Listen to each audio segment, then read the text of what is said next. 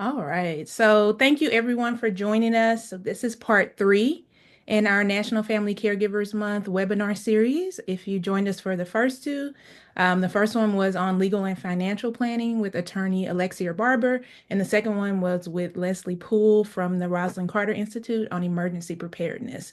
So we will have those posted eventually so that if you want to go back and watch them or share them with anyone, you'll be able to do that. If you're on our email list, we'll let you know when those are available.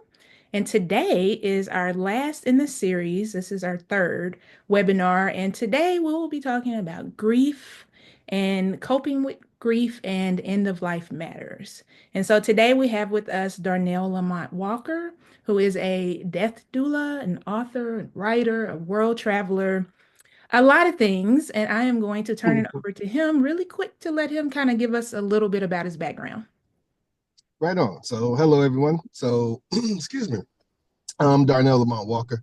I am all of those things. I think what brings me here today is my role as a death doula. Something I've been doing. I know we'll get more into it, but just to put some stuff out there, I've been doing it for a very long time, unofficially, like many of us have, in the role of caregiver and just cousin, brother, you know, whatever that is in your family. So I've been doing that for a while, helping families process grief, death, loss, and more along those lines. I'm actually working on a book now about my experiences uh, in that role over the past many years, and it all stems from the main thing is not wanting people to be alone in the end, and that's very important for me, and I'm sure many of you can relate to that. Yeah. But yeah, that's who I am. Okay, thank you.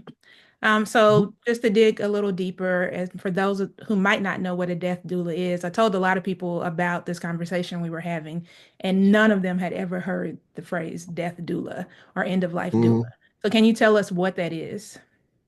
Yeah, for sure. So I always say, like, a lot of us know what birth doulas are. So I always say, birth doulas bring them in. I help take them out. Mhm. And not so much in the way of, killing people, but helping them, one, get the death, get the death that they want. It's about, walking alongside folks, finding out how do you want to die, and doing my best to help you come as close to that as possible. And um, overall helping people die with dignity, with grace, getting that death they want. There's so many ways to be a death doula, and so you'll meet some who strictly work in the logistics of death and dying, helping families plan and get the paperwork together. There are some who only do bedside vigils for those who are dying. There are some who only work with the families after the death. I typically just get the call and will go in and meet them wherever they are, whether they are, just got a diagnosis or not even concerned about the death, like they have no plans of dying anytime soon, or they could die tomorrow. And so anywhere along that path, I typically come in and help them get that thing that they are looking for. Mhm. But yeah, all around death, working in that space as best I can with the people who sometimes don't have the answers and are looking for them.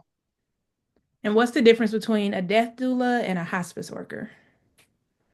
It's depends on the death doula again. So and depends on the hospice worker. I know some hospice workers that go above and beyond, the call of duty, Right. who really step up and will come to your home even off duty. They sit in with your family members off the clock. You know, talk with them. They don't want them to be alone as well. So sometimes there isn't one. But for me, um, it's not so much I was about to say it's not so much of a job, but I know hospice workers who are like, it's not really a job for me either. It's more of a purpose in life, more of a calling. And so it's really hard to distinguish.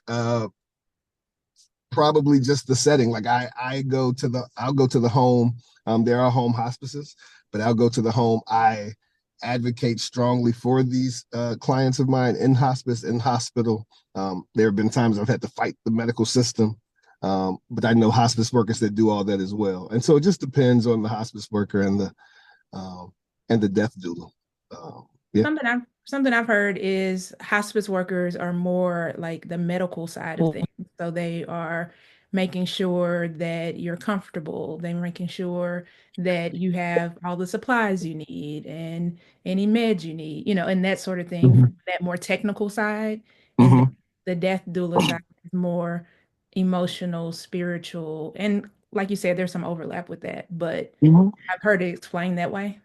Yeah, and again, could be true. But Mhm. again, depends on the death. Like me, I'm in there talking to the doctors. I'm making sure that my clients get the medication, have the medication they need. Talking with the nurses who may come into home hospice to change out the medication. I had a situation recently where they were under medicating a client because again, a lot of the folks I work with are Black folks, and you know, historically, in the medical system, we've been under medicated. Mhm. We've been treated unfairly, and so I have to come in and really monitor those things. Mhm. And so I've done that work Mhm. and the work that hospice workers do as well. Okay. So yeah, it really just depends. I just say we all do the same thing. As long as your heart's in it, Right. it's about all the same. Mm-hmm. Gotcha. Okay. I just want to remind everyone that there is a Q&A function on here. So if you think of questions as we're talking, throw them in the Q&A and we'll get to them as we, move along. And then there's also a chat function if you have just messaging that you want to share. So just want to throw that out there and make sure everybody's aware.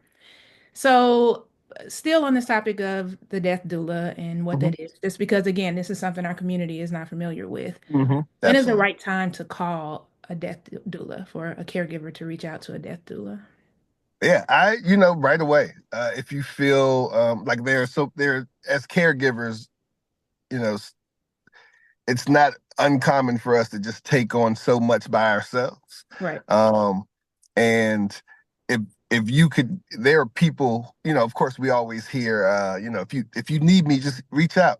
There are people who really mean that. Hmm. Death doulas especially, but family members. So I say as soon as you feel like, you know what, I need support in this. Hmm. I can't do this alone, which typically it should be at the beginning. Hmm. Um, and so many of us want to do it alone and prove that we are superheroes, but we're not. A lot of times. So I Hmm. say call at the beginning. Call when you need it, because sometimes being a death doula is just about offering respite. Maybe you Hmm. just want someone to come in so you can take a nap. Right. Um, Someone to help you understand the medical system better, someone to help you. A lot of us don't have plans. I could get diagnosed with something tomorrow, and not me, specifically, but so many of our family members could get diagnosed tomorrow, and there's no plan in place for, where do you want to be buried? How do you want to die? Do you want medical aid? Do you want this? Do you want to be resuscitated? What, like any of that? Right. And so, and we don't know where to begin, because a lot of times it's our first time, in the situation. Right. And so death doulas, you call around and just figure out which one would work best for your situation, Right. but do it from the beginning. Um, some are like personal trainers. You can get a personal trainer, and you go like one time just to get the grasp. Like, okay, I think I know what to do, so now I can come back by myself. Hmm. And so some will do that and just give you that boost that you need to get on the right track. Hmm. But I'd say right in the beginning, just give them a call. Just to clarify, when you say beginning, you mean like when you get a diagnosis? You mean like when you Yeah. find out that this is close to the Well, end? Like, what do you mean by no, beginning? that's a great question. So, I probably stated that wrong. So yes, I would say the beginning is when you think, you know what, this is going to be more work than I can do on my own. Hmm. That's the beginning. Or I may need support in this. So that would be the beginning, whether that's at diagnosis or 5 months after. But when that thought comes into your mind, Mm-hmm. that's when you should call. That should be the beginning. Okay. Okay. Mhm. Um, can you share an example of how a death doula, either yourself or just someone in your community, has made a difference for a family or a loved one? Oh yeah, absolutely. There's a time recently where I had a client who was on his deathbed and working alongside him and his wife, trying to figure out. Well, like we knew the end was near. We knew that paperwork was in place for the most part. There weren't going to be many questions after the death. Those conversations had happened. But it was, what do I leave my family? What can I give them? Um, and while the husband who's dying, he wanted to put it all on, he was like, just, I don't, give them whatever it is, they want, whatever they feel like they can have, that's fine. But it was like, what could remind them of me? And so it was coming up with ideas for that. Like there are times when I'm working with people who are dying who were chefs, and it's like, oh well, it would be great if we can give them a recipe, um, along with the photo. So like, what do we leave behind? There are times when uh, I helped do a eulogy, not a eulogy, a obituary recently. I hate bad obituaries. So one, I'm a writer, but I'm also a death doula, and so in that space, I've been able to help people get more than the Darnell was born, Darnell had a dog, Darnell died. There's a life in there. And so I'm able to talk with the families, pull that life out of it, and really put that into words. Mm-hmm. Which a lot of times, we think, oh, let's just put an obituary in the newspaper as a notice.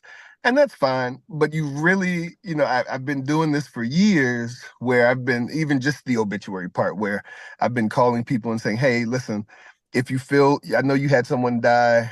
If you didn't like their obituary, send it to me. Let me redo it. And I will interview the families. And you see how much they light up when there's actually a story there, and you realize, oh, it does matter what's left behind of this person. And Mm-hmm. so a lot of times I work with, what can we leave behind of this person?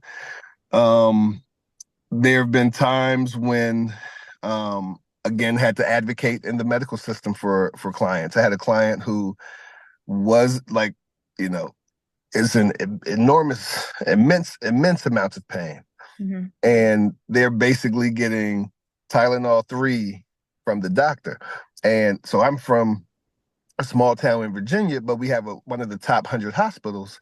And just under 10 years ago, there was a study done that showed that nearly half of the medical school students didn't believe that Black people and people of color felt pain on the level of white people. Yep, I heard. And this is right. This is less than 10 years ago. And Mm-hmm. so which leads to less medication for, people people who are just sick, or people who just need it, less medication for babies in the NICU. So there are times when I have to come in, and people don't know this. Mm-hmm. And so I come in and I'm sitting in the hospital with my clients, and I'm listening to the doctor, and they're saying, oh, I wrote a prescription. And I look at the prescription, I'm like, they just told you there's pain is a uh 20 on a 10 scale, and Right. you're giving them Advil? Like, no, no, no, no. Let's talk about this. Right. And we get to change that. And I'm like, well, and so I go straight for the question, like, well, what would you give your white client if they came in here? Right. And so, um, like that's a large part of what I do. And even just talking to people over the phone to advocate for themselves. Mm-hmm. A lot of the work, like less of the work, is me sitting with people when they're dying. Like that happens, but I would say the bulk of the work is advocating. Mm-hmm. It's being like helping people prepare and plan and work through the grief, either anticipatory grief or the grief that comes once death happens. Is the bulk of the work I do. And that leads me into this next line of questioning. Mhm. So you mentioned anticipatory grief, and Mhm. that's something dementia caregivers experience all Mm, the time. absolutely. And I talk to dementia family caregivers who have no idea they are grieving. They only associate grief with death. Hmm. So Hmm. it doesn't occur to them that even before their loved one passes away, they're grieving. They're grieving the life they used to have. They're grieving Yep. who their loved one used to be, Yep. and so many things, on so many levels. So, can you talk a little bit about how anticipatory grief differs from grief after a loved one dies, and just a little bit about. Yeah, I mean, just going over into yeah, like everything you just said. I mean, 100% that.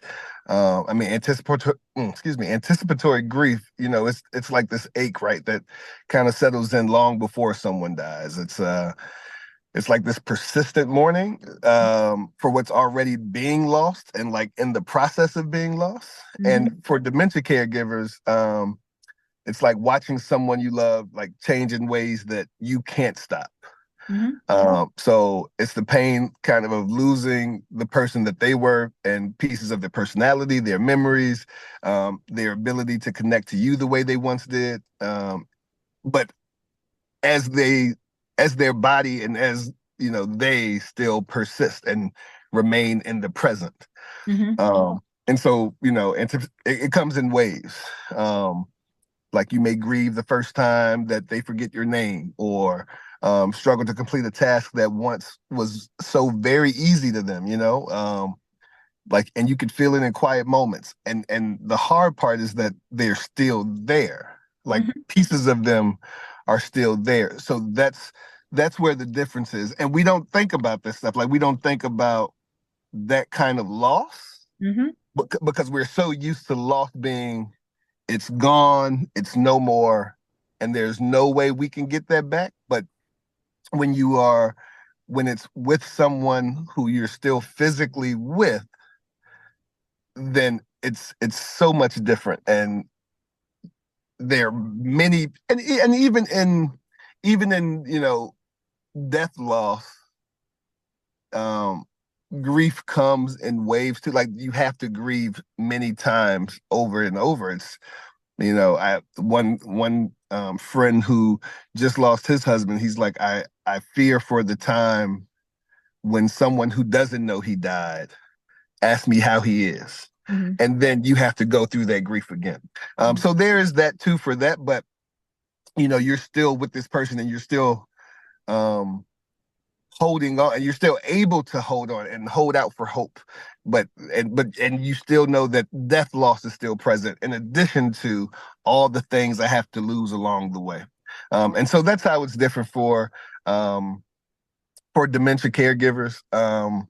You know, it's you know, it's it's deeply painful, but it's also a sign of love, right? It's like a testament to like connection you share and the enormity of what you're losing, um, and haven't lost yet. Hmm. Um, and so like unlike grief after death, which often focuses on remembrance and letting go, like anticipatory grief carries this weight of what still lies ahead Right. overall. Right. Hmm. Absolutely. I'm going to jump into the Q&A really quick and hit some of these questions over here. Tammy says, as my mom's caregiver, I know she wants to be resuscitated. What I'm concerned about is when she is no longer responsive, how do I navigate her not suffering horribly in order to fulfill her wishes? Yep.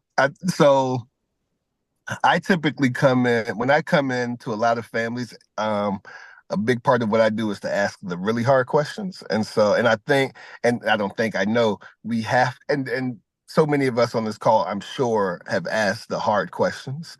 But that's just another hard question to ask. I know you want to be resuscitated, and then the nuances of that, right? It's like you want to be resuscitated, but what if it's very painful? What if it's very hard? What if quality of life is diminished times 1,000? And having to make those decisions, and giving them the agency to answer that, giving them the power to answer that.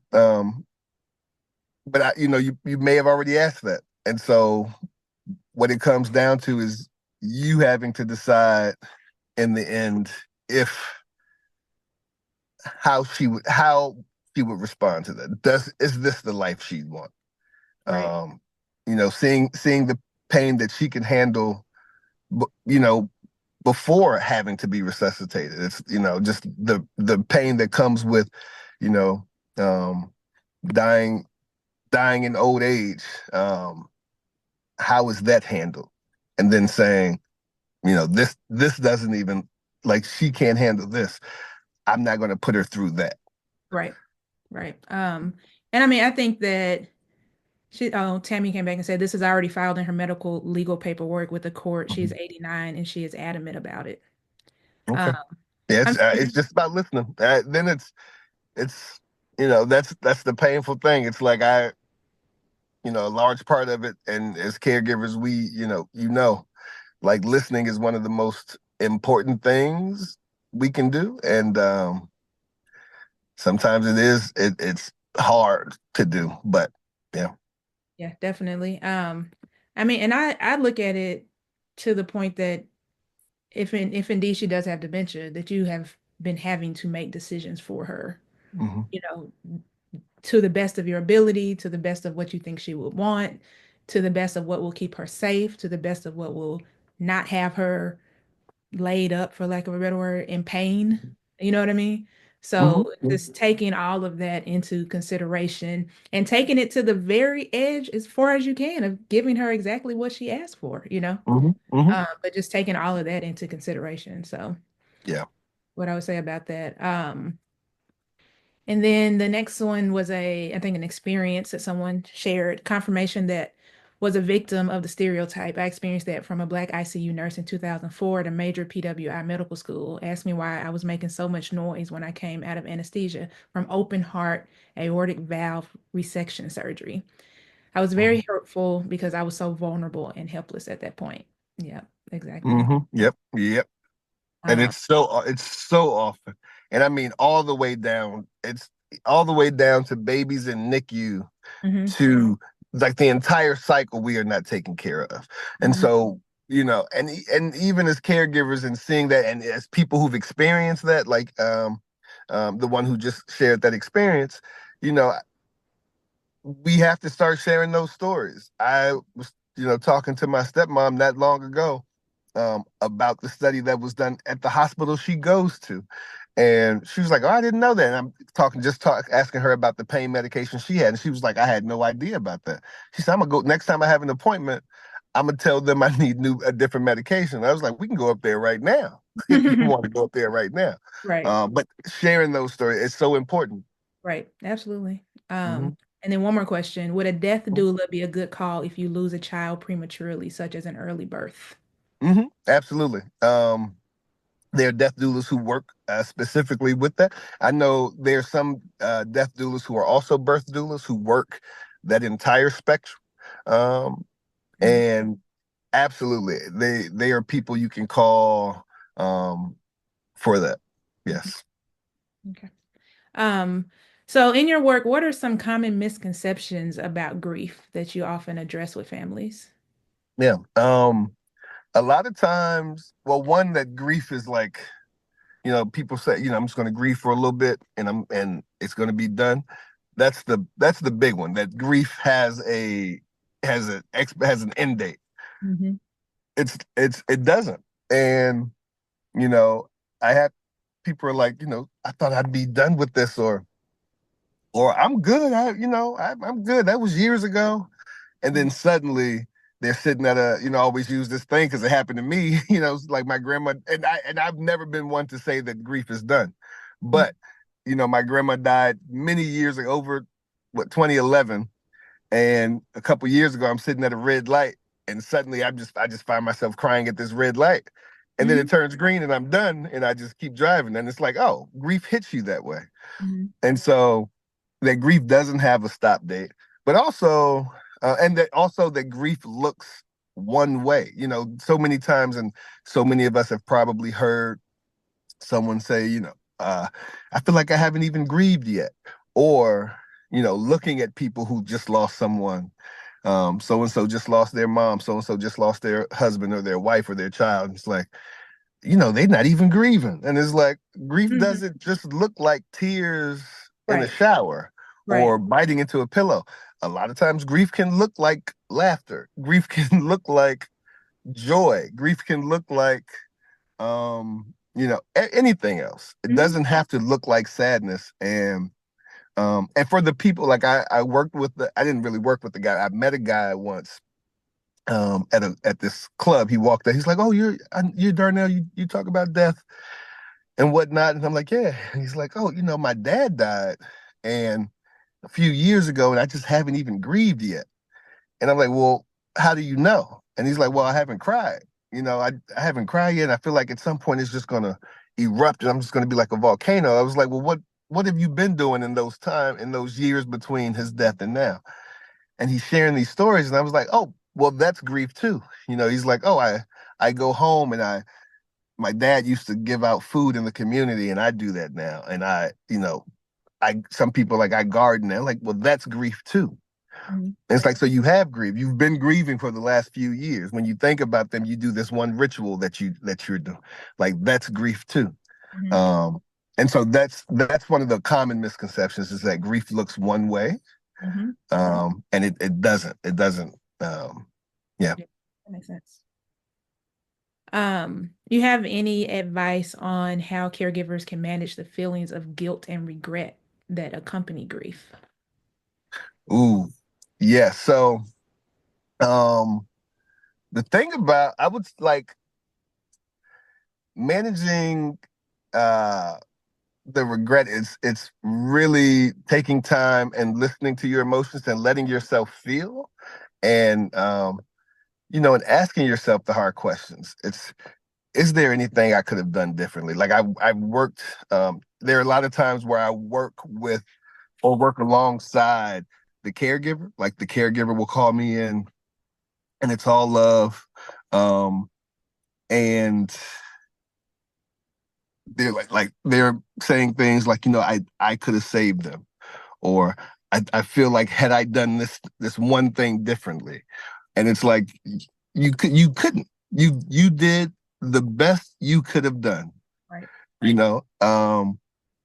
I have one friend who I went to be with him um while he was taking care of his loved one, and he's like, I know I could have done something differently. And I was like, you can't fight cancer. Like Right. you know what I mean? And sometimes you have to hear that. Right. And and like he'll say it and I'm like, well, what could you have possibly done to have cured the cancer that person had? Right. What could you have done to get rid of the dementia that person had? Right. Right. And it's like, I know, but and it's like, yeah, listen, I'm gonna let you feel this, Right. but I'm also gonna tell you that is simply not true. And so I talk a lot about journaling, a lot about writing these things out. Is really important because sometimes you need to just be reminded that I had these thoughts. This is how I dealt with them last time. Um, I don't want to deal with them again, but they're still going to come. Like guilt is just a a friend wrote a book. Her name is Lisa Kefauver. She wrote a book called "Grief is a Sneaky Bitch," Mhm. and it's great because it's about like it talks about this. It talks about how grief comes in and it makes you feel guilty and it makes you feel these ways also. But just surrounding yourself in community, um, and letting yourself feel, but also not feeling bad about pushing through that. Because a lot of times, some of the guilt is moving on. Like Mhm. there's also like we feel guilty that we couldn't save them, but we also feel guilty for moving on past those thoughts. And it's like, nah, something's got to give. So just being in community, letting yourself feel it, but also letting yourself let it go. It's all important. Okay. You kind of just touched on my next question, which was what are some tools or exercises caregivers can use to process their grief? And you mentioned journaling. Oh yeah, journaling is big. I always tell people journaling is free therapy. Mm. Um, it's one of the great things we can do for ourselves. Um, Finding a routine, like finding a routine that really works for you, whether it's, you have these thoughts. When the thoughts come, it's like, you know what? I'm gonna go walk. Um, I'm gonna go work in the garden like my mom did when she was still here. Whatever it is, finding those rituals, finding those like incredible self-care things that you need. If you're a caregiver, it's kind of hard to get away for periods of time. So finding those things that can be done where you are, finding the things you can do with the person you're taking care of. Um, yeah, like they're community. We are a communal people, right? And so there are times when we had, like, even if it's just a couple hours or a day of just people who love you and people who want to be around you and you want to be around and just being together. That's community, and letting people love on you and knowing that you're worthy of that love, of receiving it, because you spend so much time giving it out and you know that you can give it because you've been giving it. But letting people do the same for you is important in a community setting. Um, let people love on you, let people take care of you. Mhm. Okay. What advice do you have on fostering meaningful moments with your loved one as they're nearing their end of life? hmm yeah, you find those things that they loved. Like, for me, I remember when my grandfather was dying, and again, listening is a big thing for all of us. And for him, on his deathbed, he just kept thinking of like all these foods he loved as a kid and wanting to have those again. And so I spent, you know, the last couple of months of his life, whenever we were together, finding these things. He's like, "Oh, you remember those pecan pinwheels they used to sell at like the corner store?" Like, yeah, I don't know where they have them. Well, let me check Amazon. So I'm checking Amazon, and then we'd sit there and we eat these things. We'd have crab legs, whatever. So finding those things that they loved. A lot of times, if they aren't responsive, or if they can't give you those answers, then sometimes it's sitting together and reading a book. It's the little things. I have a client recently who will message me and will say, "I miss doing nothing, sitting on the couch with them." And sometimes that's enough. I miss, like every moment is a moment to create a memory, because those are the things we remember. I remember there being a show. I don't know if anybody watches Black Mirror, but there was this one episode where this woman lost her husband, and this company created this thing where she could bring him back, kind of. And it was like a clone, and it was great. But there was a moment where she wakes up, and he's just laying there, and she was like, "You aren't breathing." He's like, "Oh, I can breathe." And he's like, "How would he breathe?" And she realizes that all the other stuff is good, but she misses the small things, like how he breathes when he sleeps. Mhm. And Mhm. so it's like those little moments, those little things are all memories that we can hold on to. Mhm. But yeah, finding those things they love, finding those things you love that you want to share with them before they go.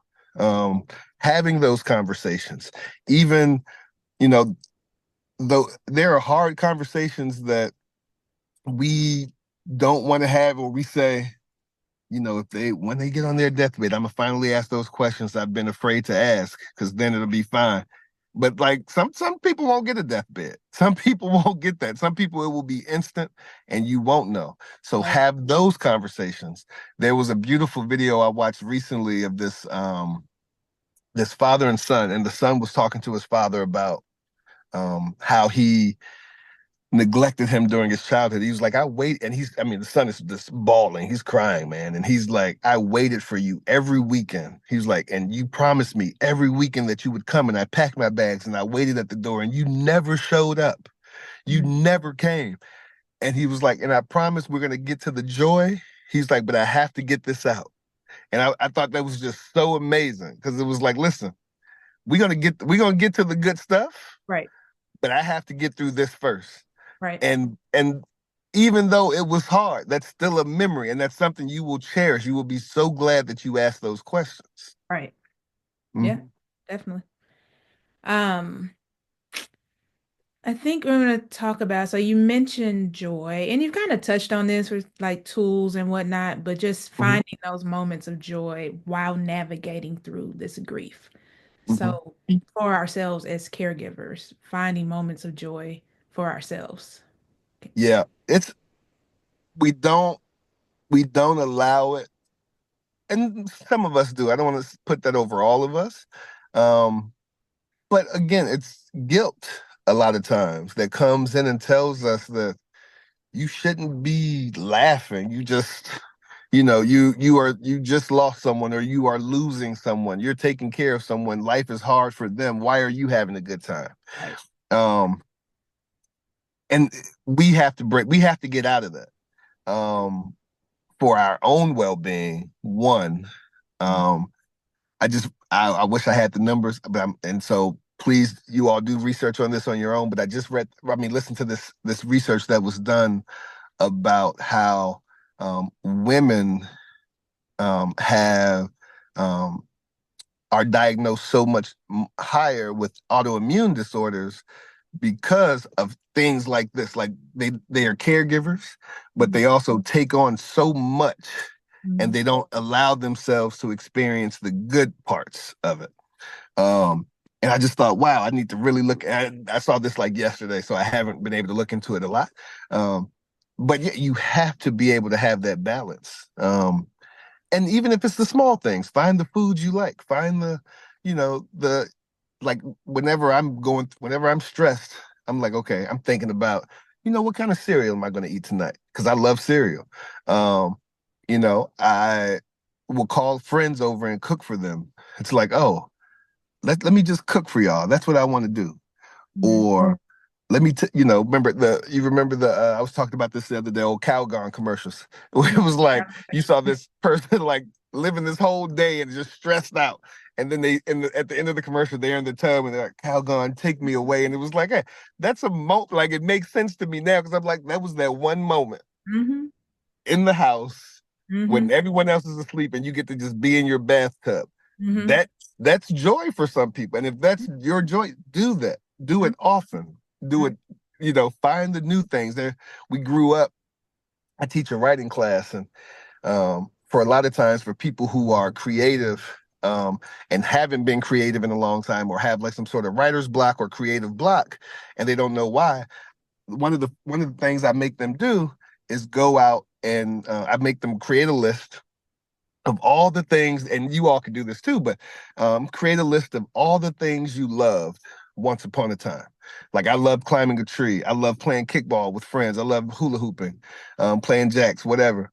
And then right next to it, the last time you did it, approximately, 1996 or when I was 5 or whatever that is. And then promise yourself that over the next couple of weeks, you will do at least one of these things each week or each day because we forgot how to play. We grew up and we forgot how to play. Right. And and that's what's blocking so many. That's what's blocking so much of our joy, so much of our happiness, so much of everything that we have inside. And now all we have is the sadness and despair and depression Mhm. and all of that. But we have to make room for the other stuff. And so yeah, that's important because we're gonna die sooner than we need to Mhm. if we Mhm. don't do that. Yeah, definitely. I treated myself to go see Wicked today. I How had was that? Oh my gosh, it's amazing. It's amazing. Yeah. Yeah. But I had a couple hours and I looked up the time and it was the perfect time and I said, you know what? Treat Hmm. yourself. That's How often do you get to treat yourself? right. I don't even remember the last time I've been to a movie theater. So it was, Yeah, one of those situations where I'm like, I want to see this movie and I am going to make it happen. absolutely. And I preach to, not preach, but I talk to caregivers all the time about being intentional about everything, education, Hmm. self-care, etc. Because It's up to us. Nobody's gonna do this for us. Nobody's gonna drop all the education off at your front door. Nobody's gonna Hmm. say, "Hey, let me help you take care of yourself. Let me do this." No, you have to be Hmm. intentional about it. So that Yep, comes even in this grief journey as well. exactly. Because and so many times, we've convinced ourselves and we've heard it so many times that self-care is a luxury. It's like, oh, well, good for you. You get to have that. I don't. You do. You do. It might not be the same amount of Right, time, but right, you get it. And it's not a luxury, it's a necessity because how are you like we know it so well, like how can you take care of someone if you're not taking care of yourself? right. We hear that. That we hear it and it's a cliche, but because it's true. Hmm. And so it's not a luxury, it's a necessity. And if it's 5 minutes, if it's 5 hours. If Hmm. it's a week, you have to do it. Hmm. Yeah, absolutely. I'm gonna get you your question in a second, Deetra, but Tammy just said her mom asked her to take her to the movies. She said, I didn't want to go because I would still be caregiving. I'm gonna take her sometime soon. I recommend that you go early in the day because I like to go early in the day, not necessarily Wicked. Wicked was packed, but earlier in the day, I feel like I've rented a theater for myself and Hmm. have a Hmm. private experience, and Yep. if she needs to get up and walk around, she can get up and walk around, like there's not many Hmm. people in most theaters earlier in the day. So that's just a recommendation for that. Absolutely. Um, what role does storytelling or reflection play in the grieving process? Yeah. So storytelling is essential, and that's where I come in. I like it can come in so many different ways. If it's about the legacy and figuring out ways um to share your own experiences, um, or share the experiences of the person you're taking care of, sharing the experiences of the person you lost, or just talking about the person you lost, telling those stories in community. It can really help. Like grief, there is no cure for grief. And the only way through grief is to grieve, right? But um, there are moments where grief can feel like joy, and grief can be a little less through storytelling. Because we're it's sharing, and um, it's unblocking, it's getting it out. Mhm, Um, and because there's so many times, again, journaling and storytelling, there are so many times we keep so much of it in here. mhm, Um, and storytelling allows us to get it out. Storytelling also allows us to be in community and talk to others who are and grief makes us feel so alone. And mhm, so when storytelling, no matter what kind of storytelling you're doing, even if it's not grief, like the workshop I just did for the last week was called Unlocking the Storyteller Within. And there's so many people who showed up feeling alone in what they were going through, mhm, and through storytelling they realized they weren't. And mhm, so that especially works and is especially helpful in grief, because grief is one of those things that makes us feel so lonely, mhm, so alone. We're the only ones in life who have ever gone through it. And even when someone in our family dies and the entire family is grieving, no one's grieving harder than me. A lot of times we feel that. And so in the storytelling, we get to say, oh, I'm not alone. But we also get to build our community in that. So in that sharing, we find our people.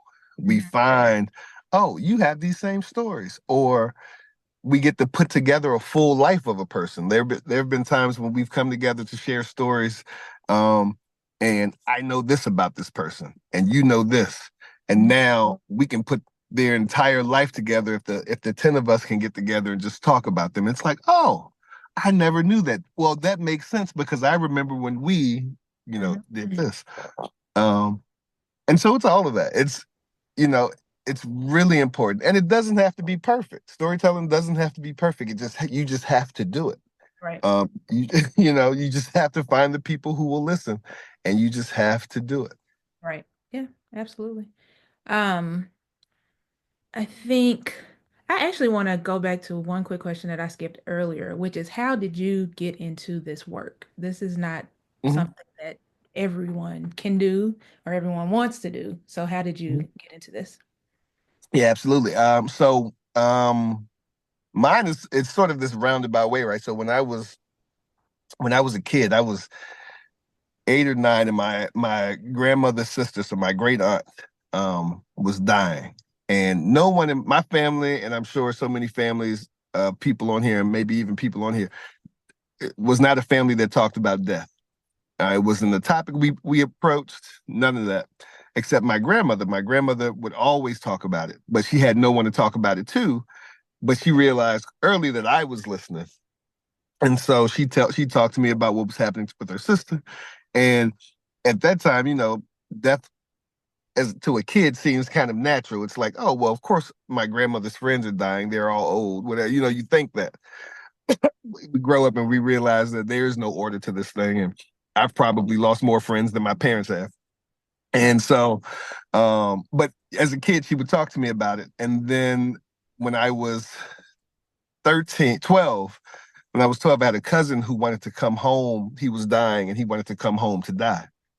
And so at the time, no one really wanted to be around. It was he was dying from AIDS-related complications, and Black families at the time and families overall were very ignorant to the disease and didn't want to talk about it, didn't want to be around it. But my grandmother was like, "Oh, you can come home, you can come here, and I'll take care of you." And me, I was like, "Oh, I'm gonna come up there too." And so it was the two of us. And then at 13, I volunteered at this hospice place in town. Not because I wanted to be around death, but because I just needed something to do. And while I was there, I would go and like the people would say, "Oh, could you just come in and talk to me for a while?" And I talked to them and like, "Oh, well, where's your family?" And they tell me that no one would come around and they didn't really have any family that wanted to come. And I didn't, you're 13, you're not thinking much of it. And year after year, this would happen.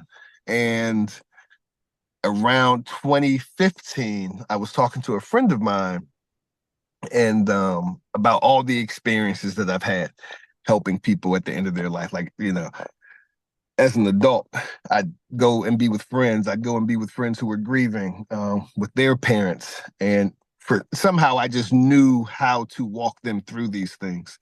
And so I was talking to my friend who was a hospice nurse, and she was like, "Oh, it sounds like you're a death doula." And I had never heard the term before in my life. And I thought, "Oh, well, let me look." So I look it up and I'm like, "Oh, this is everything I've been doing since, since I was a kid." And then I just leaned into it. But and just to go with what you said, because like not everyone wants to do it, not everyone think they can do it. So often I hear people say, "Well, I don't know how you do it. I could never do that."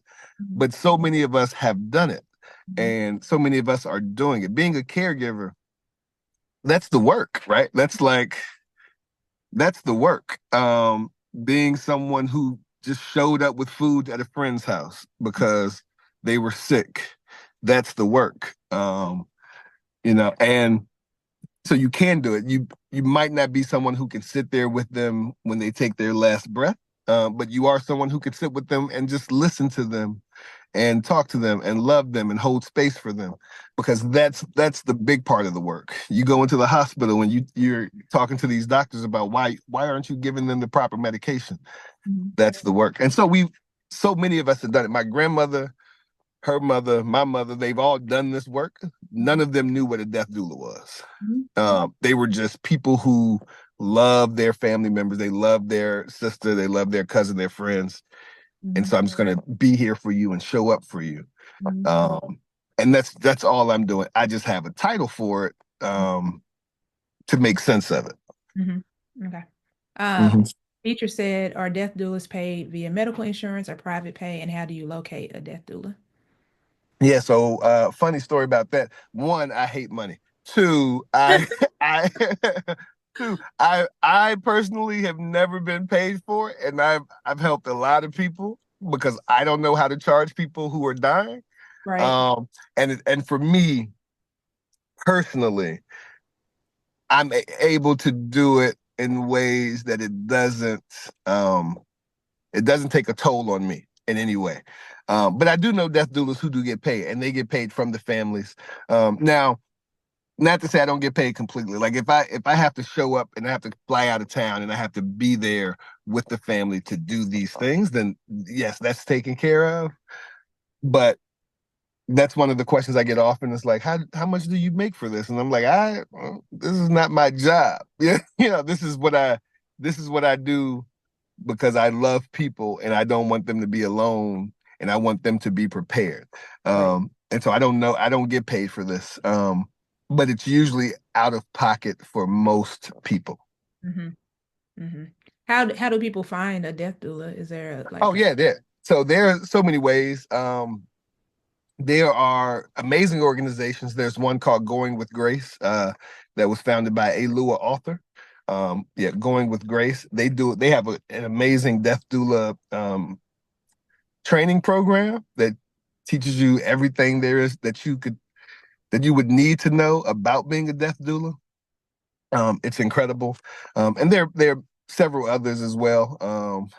Lewis, she's amazing. She just put a book out called Briefly Perfectly Human, where she talks about her experiences as well, and in sort of a memoir style. Um, and so on her site, there are ways to find a death doula. You can go on basically any social media platform now and probably type in like in the search box death doula or hashtag death doula and something will come up. But there are so many directories online of death doulas, and finding the one you want, you can read through and find out like who they work with, what they specialize in, that way. awesome? I have one more question. Mhm. What is one key message or piece of advice you hope every dementia family caregiver takes away from this conversation? I'd say one message or piece of advice I hope every dementia caregiver takes away from this conversation, um, would be that, um, you're doing the work. You're already doing the work. You are listening. Listening is one of the most important things that we can do for someone. Um, but that's not the most. The most important, just thinking back to recently, would be the self care and taking care of yourself. All the other stuff. You're a caregiver. You know most of what I said. You're probably like, yeah, you know what? Yeah, right on. But you probably need a reminder that that caregiving part is so vital and so important and a necessity, not a luxury, but a necessity. Like you have to do it. You have to remember how to play, how to find joy, what made you happy, who made you happy, and get that and those people as often as you can.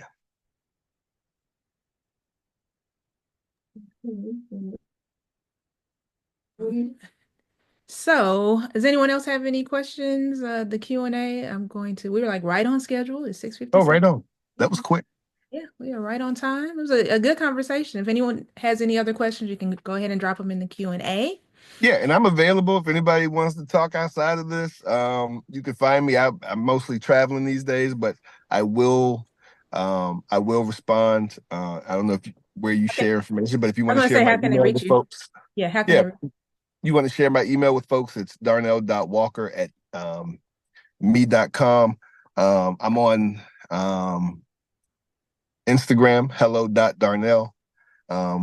Yeah, you can find me LinkedIn, Facebook, just about anywhere. Yep. And I know Darnell through he like you said, this is not his full-time job. Darnell has several jobs, several. I I write for full time. I write television for children, so which is crazy enough. Someone was like, "Oh, that sounds like the complete opposite," but it's actually very similar jobs. I always say they're both about helping folks transition, helping folks find joy, helping folks live fully in where they are. Right. And so it's all about the same. But yeah, I write television for kids. So if any of you've seen Blues Clues. I got started with Sesame, in the Sesame Workshop. That's where I learned how to do it all. But I worked for Blues Clues and Karma's World and a bunch of other stuff. And also travel. I have a travel company, which Veronica, thank you've come on a couple trips, I have. um, and we've had a blast. We've had some great laughs and out in the world, and so yeah, I'm around. Yeah. So, well, thank you so much for joining us today. Thank you to everyone who joined us. I hope this has been a helpful conversation. I will be sending a follow-up email now that the entire series is over with any resources that we've mentioned over the month. And this was a part of our National Family Caregiver Month webinar series, and we are So that's celebrating awesome. caregivers. If you want more information about Dementia Care Warriors, you can visit us online at dementiacarewarriors.org and follow us on social media at Care Warriors. Thank you so much for joining us. Thank you.